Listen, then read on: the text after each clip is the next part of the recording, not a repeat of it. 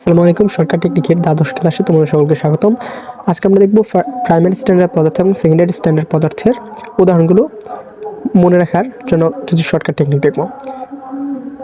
Primary standard পদার্থগুলো মনে রাখতে আমরা দেখব যে কার্বন, যদি কার্বন থাকে তাহলে সেটা প্রাইমারি স্ট্যান্ডার্ড পদার্থ হবে, কিন্তু সকল ক্ষেত্রে এই শর্টকাট টেকনিকটা কার্যকর হয় না। কিছু সেকেন্ডারি স্ট্যান্ডার্ড পদার্থ আছে যেগুলোতে কার্বন থাকে কিন্তু সেগুলো প্রাইমারি স্ট্যান্ডার্ড পদার্থ হয় না, সেগুলো সেকেন্ডারি স্ট্যান্ডার্ড পদার্থ।